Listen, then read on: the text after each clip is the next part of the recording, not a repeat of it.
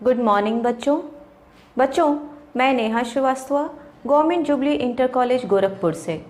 बच्चों आज हम क्लास 9th साइंस के chapter number 2 is matter around us pure का दूसरा पार्ट डिस्कस करेंगे।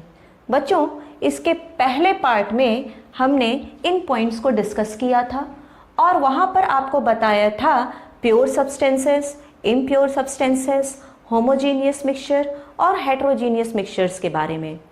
प्योर सब्सटेंसेस में आपको बताया था कि ये वो सब्सटेंसेस होते हैं जो एक ही तरह के पार्टिकल्स से मिलकर के बने होते हैं। इम्प्योर सब्सटेंसेस वो सब्सटेंसेस होते हैं जो एक से अधिक तरह के पार्टिकल्स से मिलकर के बने होते हैं और इनको हम मिक्सचर्स भी कहते हैं।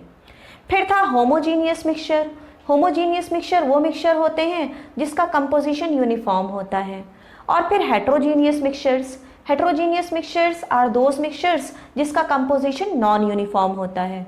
तो बच्चों आज इसी के कंटिन्यूएशन में हम पार्ट 2 में पढ़ेंगे सॉल्यूशन और उसके कंपोनेंट्स के बारे में और उससे रिलेटेड टर्म्स जैसे saturated solution, unsaturated solution, dilute and concentrated solution. फिर हम डिस्कस करेंगे व्हाट इज सॉल्युबिलिटी और उसके बाद वेज ऑफ एक्सप्रेसिंग कंसंट्रेशन।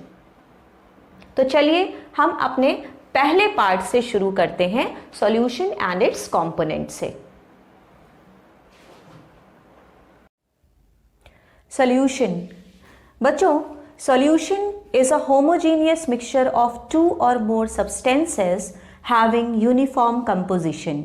इसका क्या मतलब है बच्चों? इसके लिए हम एक एग्जाम्पल देखते हैं। मान लीजिए कि हमने एक ग्लास में पानी ले लिया और उस पानी में 1 चम्मच शुगर डाल दिया। इसको अच्छे से हिला दीजिए।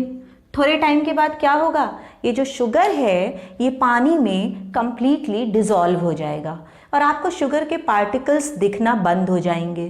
तो ये क्या तैयार हुआ, ये एक होमोजीनियस मिक्सचर तैयार हुआ और इसका कंपोजिशन थ्रू आउट यूनिफॉर्म है। बच्चों आपको पता है कि ये जो पानी और चीनी का सॉल्यूशन तैयार हुआ है, इसको अगर आप पीजिए तो इसका जो टेस्ट पहली सिप में होगा आखिरी सिप तक इसका टेस्ट वही रहेगा। क्यों? क्योंकि इसकी जो कंपोजिशन थी वो यूनिफॉर्म थी। तो क्या होता है सॉल्यूशन? सॉल्यूशन एक होमोजीनियस मिक्सचर होता है 2 या 2 से अधिक सब्सटेंसेस का, और होमोजीनियस से मतलब होता है ऐसा मिक्सचर जिसका कंपोजिशन पूरी बल्क में एक जैसा हो। अब आइए हम देखते हैं सॉल्यूशन के कंपोनेंट्स के बारे में। बच्चों आपने यहाँ पर होमोजीनियस मिक्सचर को देखा और इसमें आपको 2 कंपोनेंट्स दिखाई दिए। पहला कंपोनेंट था शुगर और दूसरा कंपोनेंट था वाटर। आपने देखा होगा कि शुगर का अमाउंट कम था और जो वाटर था उसका अमाउंट ज़्यादा था। यहाँ पर देखिए सॉल्यूशन के 2 कंपोनेंट होते हैं। First one is solvent and second one is solute. Solvent क्या होता है? लार्जर अमाउंट और सॉल्यूट स्मॉलर अमाउंट। मतलब वो कंपोनेंट जो लार्जर अमाउंट में प्रेजेंट हो उसे हम सॉल्वेंट कहते हैं और वो कंपोनेंट जो कंपैरेटिवली स्मॉलर अमाउंट में प्रेजेंट हो उसे हम सॉल्यूट कहते हैं। जैसे यहाँ पर पानी लार्जर अमाउंट में था तो पानी सॉल्वेंट हो गया और जो शुगर था वो स्मॉलर अमाउंट में था तो शुगर क्या हो गया? सॉल्यूट हो गया। अब दूसरा पॉइंट देखिए कि solvent is the component that dissolves the other component in it. Solvent वो कंपोनेंट होता है जो दूसरे कंपोनेंट को खुद में डिसॉल्व कर लेता है। जैसे आपने यहाँ पर देखा कि पानी ने चीनी को डिसॉल्व कर लिया तो यहाँ पे पानी क्या हो गया? सॉल्वेंट हो गया। और सॉल्यूट क्या है? Solute is that component which is dissolved in the other component. Solute वो कंपोनेंट होता है जो दूसरे कंपोनेंट में डिसॉल्व हो जाता है। यहाँ पर चीनी क्या हो गया था? पानी में डिसॉल्व हो गया था। तो यहाँ पे क्या था? पानी अधिक अमाउंट में था, उसने चीनी को खुद में डिसॉल्व कर लिया तो यहाँ पर पानी जो था वो सॉल्वेंट हो गया। और चीनी क्या था? चीनी वो कंपोनेंट था जो कम अमाउंट में था और दूसरे कंपोनेंट में डिसॉल्व हुआ, इसलिए हमने उसको सॉल्यूट कहा। बच्चों इसी चैप्टर का जो आप तीसरा वीडियो देखिएगा उसमें हम पार्टिकल साइज के बेसिस पर मिक्सचर्स को 3 पार्ट में क्लासिफाई करेंगे। पहला होगा ट्रू सॉल्यूशन, दूसरा कोलॉइडल सॉल्यूशन और तीसरा हो जाएगा सस्पेंशन। वहां पर जो आप कोलॉइडल सॉल्यूशन पढ़ेंगे उसमें आप देखेंगे कि उसका जो सॉल्वेंट है उसको हम डिस्पर्सन मीडियम कहेंगे और उसका जो सॉल्यूट है उसको हम डिस्पर्स फेस कहेंगे। जैसे मान लीजिए आपने पानी में इंक को डिसॉल्व किया तो ये क्या हो गया, ये एक तरह का कोलॉइडल सॉल्यूशन हो गया। और ये जो कोलॉइडल सॉल्यूशन होता है ये देखने में तो होमोजीनियस लगता है लेकिन एक्चुअली में ये हेट्रोजीनियस मिक्सचर होता है। वहां पर आप देखेंगे कि आपने पानी में इंक को मिला के कोलॉइडल सॉल्यूशन तैयार किया, जो पानी जो था वो क्या हो गया आपका, वो सॉल्वेंट हो गया, इसलिए वहां पर हम पानी को डिस्पर्सन मीडियम कहेंगे। और जो आपने 1 या 2 ड्रॉप इंक के डाले थे वो सॉल्यूट की तरह बिहेव करेगा और उसी इंक को आप वहां पर डिस्पर्स फेस कहेंगे। तो कोलॉइडल सॉल्यूशन के सॉल्वेंट और सॉल्यूट का नाम बदल दिया गया। सॉल्वेंट का नाम डिस्पर्सन मीडियम हो गया और जो सॉल्यूट की तरह बिहेव करेगा उसको हम क्या कहेंगे, डिस्पर्स फेस कहेंगे। बच्चों, होमोजीनियस मिक्सचर के और भी कई एग्जाम्पल्स पॉसिबल हैं। जैसे यहाँ पर आपने देखा पानी और चीनी, पानी सॉल्वेंट था और जो चीनी था वो सॉल्यूट था। तो यहाँ पर आपने देखा कि जो सॉल्यूट था वो सॉलिड था और जो सॉल्वेंट था वो लिक्विड फेस में था। तो ऐसा नहीं है कि होमोजीनियस मिक्सचर होने के लिए सॉलिड और लिक्विड स्टेट का ही होना जरूरी है। कई और भी ऐसे स्टेट होते हैं जिसमें हम होमोजीनियस मिक्सचर को तैयार कर सकते हैं। जैसे पहला जो एग्जांपल आप देख चुके हैं, पहला सॉलिड लिक्विड मिक्सचर, यहाँ पर आप देखिए शुगर इन वाटर। शुगर क्यों, क्योंकि शुगर यहाँ पर सॉलिड स्टेट में है, कम अमाउंट में है, इसलिए हम उसको क्या कहेंगे, सॉल्यूट। और पानी लिक्विड स्टेट में है, ज़्यादा अमाउंट में है, इसलिए हम उसको कहेंगे सॉल्वेंट। इसी तरह से दूसरा होमोजीनियस आप मिक्सचर देखिए, लिक्विड लिक्विड होमोजीनियस मिक्सचर। इसमें एग्जाम्पल हो जाएगा, पहला लिक्विड हमें क्या चाहिए, वो चाहिए जो कम अमाउंट में हो, उसको हम सॉल्यूट कह देंगे, और दूसरा लिक्विड जो अधिक अमाउंट में हो उसको हम सॉल्वेंट कह देंगे। जैसे कि मिल्क इन वाटर, आप 1 ग्लास पानी ले लीजिए, उसमें 1 चम्मच दूध डाल दीजिए। दूध लिक्विड है लेकिन कम अमाउंट में है, इसलिए हम उसको सॉल्यूट मानेंगे। पानी अधिक अमाउंट में है, इसलिए हम उसको सॉल्वेंट मानेंगे। अगला एग्जांपल देखिए, गैस लिक्विड का होमोजीनियस मिक्सचर। गैस लिक्विड के होमोजीनियस मिक्सचर का एग्जाम्पल हो जाएगा carbon dioxide gas dissolved in water. बच्चों, कार्बन डाइऑक्साइड गैस वाटर में डिसॉल्व हो जाता है। आपने देखा होगा कि ये जो एक्वेटिक प्लांट्स होते हैं ये फोटोसिंथेसिस की प्रोसेस के लिए जो कार्बन डाइऑक्साइड गैस यूज करते हैं ये पानी में डिसॉल्व्ड कार्बन डाइऑक्साइड गैस होती है। तो वहां पर कार्बन डाइऑक्साइड इन वाटर किस चीज का एग्जाम्पल हुआ, गैस इन लिक्विड का। जो कार्बन डाइऑक्साइड गैस है वो सॉल्यूट की तरह बिहेव कर रहा है और जो वाटर है वो सॉल्वेंट की तरह बिहेव कर रहा है। अगला एग्जाम्पल आप देखिए, गैस का होमोजीनियस मिक्सचर। इसका वेल नोन एग्जाम्पल है एयर, क्योंकि air is a mixture of gas और आपको पता है उसमें लगभग 21% ऑक्सीजन होता है और 78% नाइट्रोजन होता है। फिर अगला एग्जाम्पल देखिए, सॉलिड का होमोजीनियस मिक्सचर। बच्चों, यहाँ पर एक सॉलिड किसकी तरह बिहेव करेगा, सॉल्यूट की तरह, और दूसरा सॉलिड किसकी तरह बिहेव करेगा, सॉल्वेंट की तरह। इसका एग्जाम्पल हो जाएगा ब्रास। ब्रास में आप देखेंगे कि 30% जिंक होता है और 70% कॉपर होता है। दो मेटल्स का ये होमोजीनियस मिक्सचर है। और बच्चों, यहाँ पर जिंक और कॉपर होमोजीनियस मिक्सचर बनाते हैं जिसको हम कहते हैं एलॉय।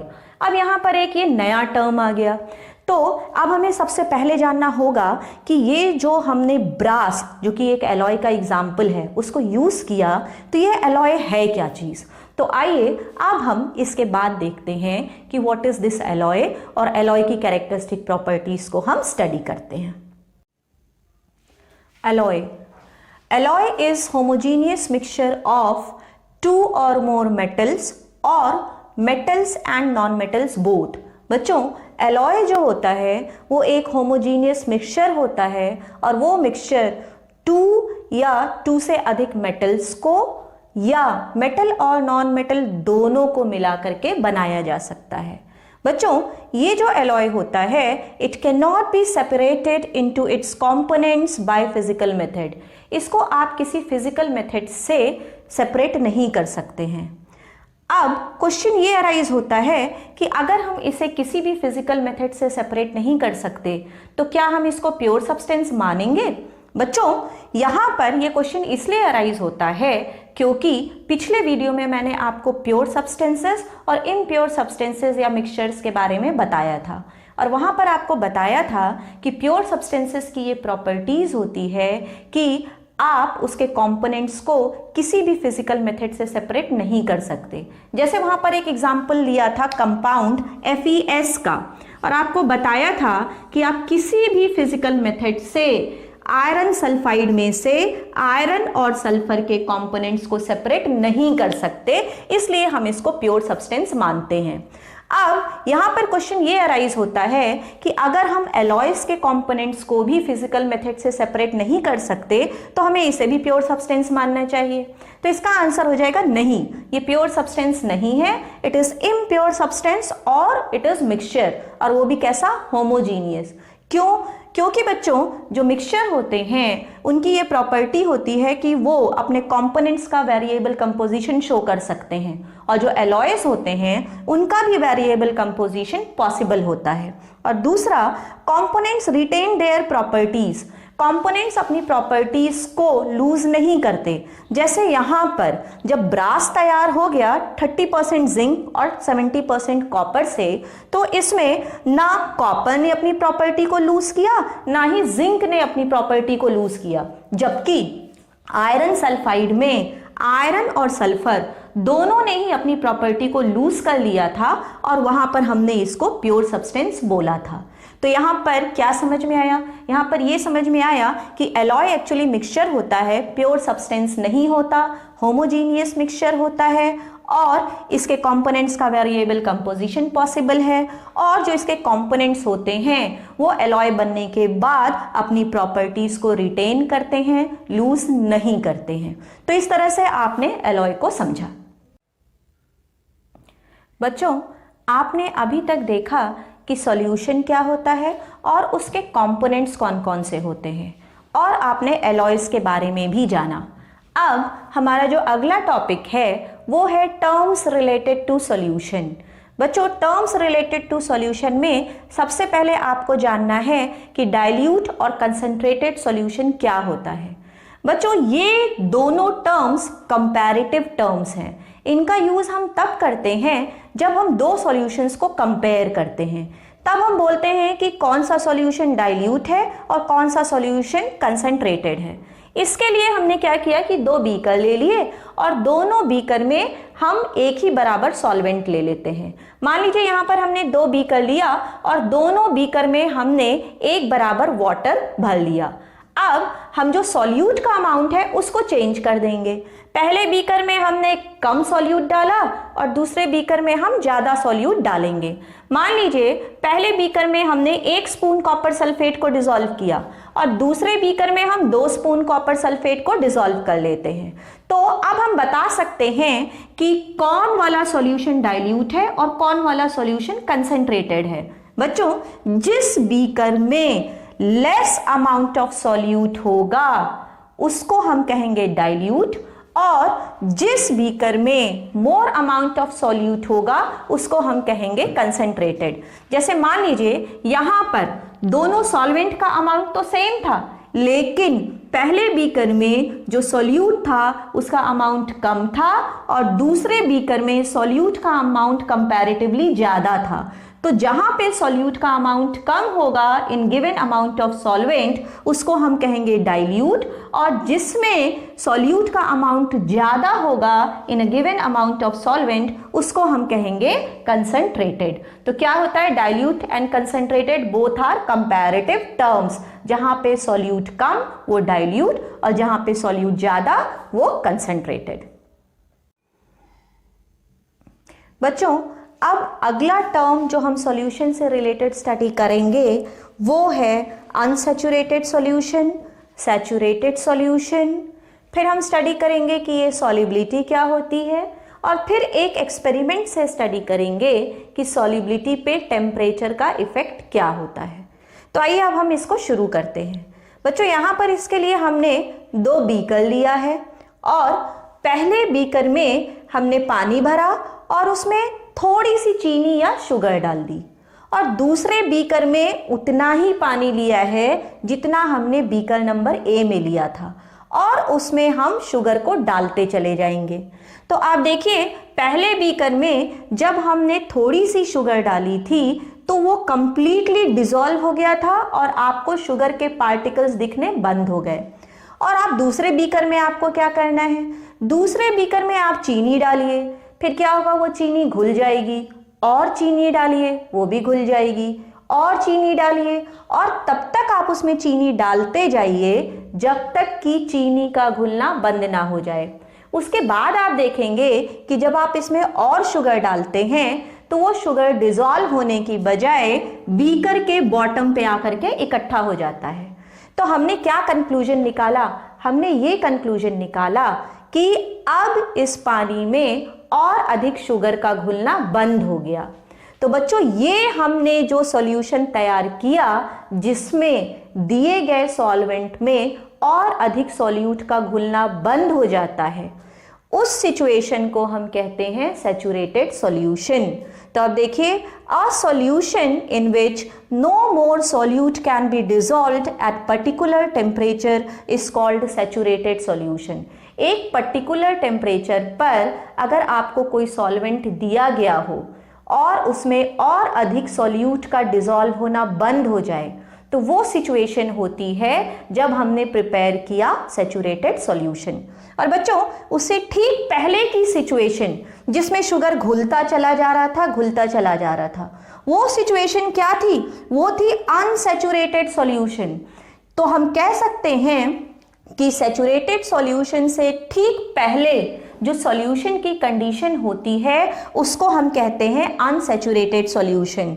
तो अनसैचुरेटेड सॉल्यूशन क्या होता है, if the amount of solute in a solution is less than saturation level it is termed as unsaturated solution. या दूसरे वर्ड्स में हम कहें, सैचुरेटेड सॉल्यूशन से ठीक पहले की जो सिचुएशन होती है वो होती है अनसैचुरेटेड सॉल्यूशन की। और बच्चों, अब आइए हम अगला टर्म स्टडी करते हैं और वो टर्म है सॉल्युबिलिटी। क्या होती है ये सॉल्युबिलिटी? बच्चों, सॉल्यूट की सॉल्युबिलिटी आपको पढ़नी है। The amount of solute required by given quantity of solvent to prepare a saturated solution at given temperature is termed as solubility of a solute। तो क्या होती है, मान लीजिए आपको एक सॉल्वेंट दिया गया हो और आपको सॉल्युबिलिटी डिफाइन करनी हो, तो आपको क्या करना है, उस सॉल्वेंट में आप सॉल्यूट को डिसॉल्व करते जाइए, तब तक डिसॉल्व करते जाइए जब तक कि उसमें और अधिक सॉल्यूट का डिसॉल्व होना बंद ना हो जाए। या दूसरे वर्ड्स में हम कहें कि सैचुरेटेड सॉल्यूशन को आपको प्रिपेयर करना है। तो इस सैचुरेटेड सॉल्यूशन को प्रिपेयर करने के लिए आपने गिवन अमाउंट ऑफ सॉल्वेंट में जितना सॉल्यूट डिसॉल्व किया था एक पर्टिकुलर टेम्परेचर पे, वही थी उस सॉल्यूट की सॉल्युबिलिटी। तो हम कह सकते हैं कि the amount of solute required by a given quantity of solvent to prepare saturated solution at a given temperature is termed as solubility of a solute. अब आइए हम देखते हैं कि इस सॉल्युबिलिटी पे टेम्परेचर का क्या इफेक्ट होता है। बच्चों, यहाँ पर आपने क्या देखा था, यहाँ पर आपने देखा था कि हमने शुगर को डिसॉल्व किया और तब तक डिसॉल्व किया जब तक कि वो शुगर डिसॉल्व होना बंद नहीं हो गया। तो जो एक्सेस ऑफ शुगर था वो कहाँ पर था, वो बीकर के बॉटम पर इकट्ठा हो गया था। अब आप क्या करिए, इसी बीकर को ट्राइपॉड स्टैंड पे रख करके बर्नर के थ्रू हीट करिए।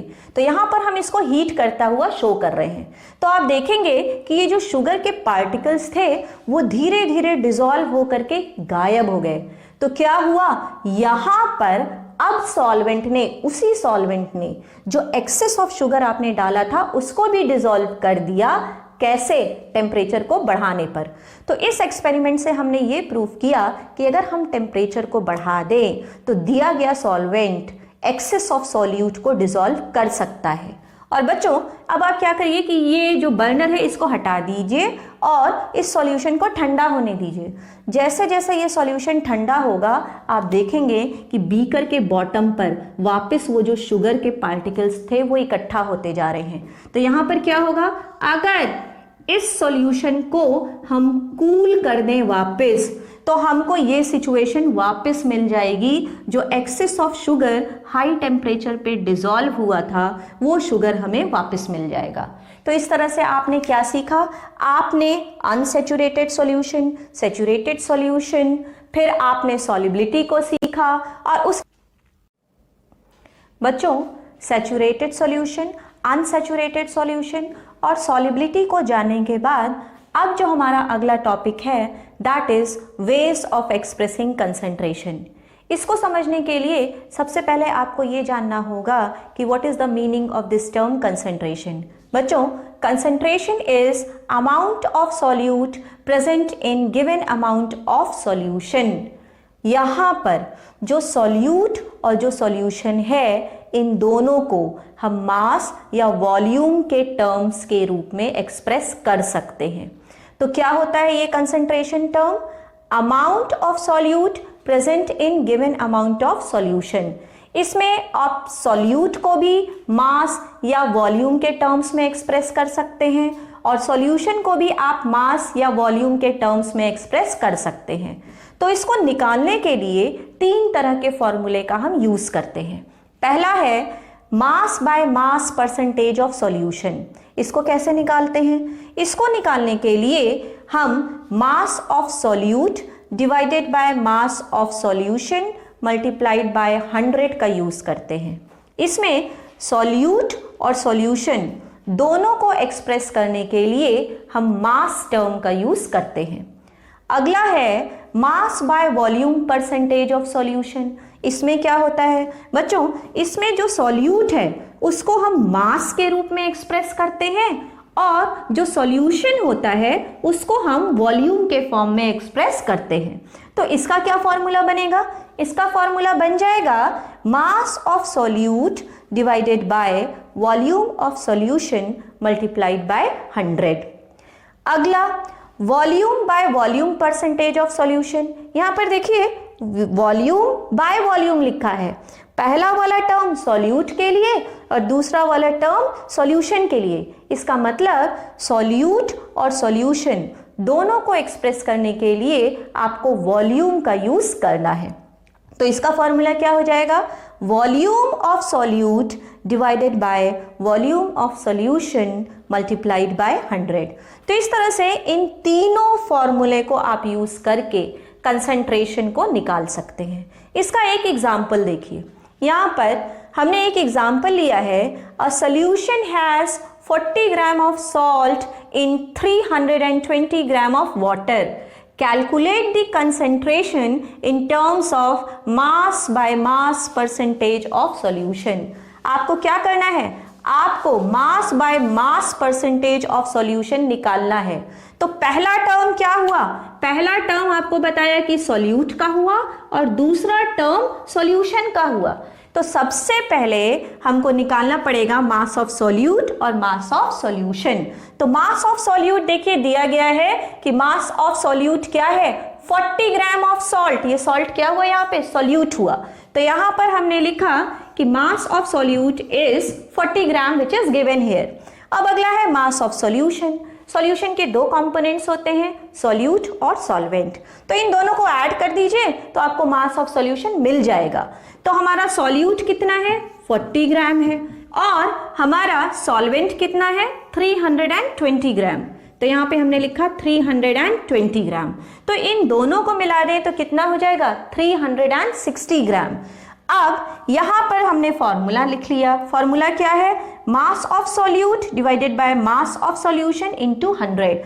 तो मास ऑफ सॉल्यूट कितना है, मास ऑफ सॉल्यूट है हमारा 40 divided by mass of solution 40 plus 320, ये कितना निकल गया, 360 मल्टीप्लाइड बाय 100।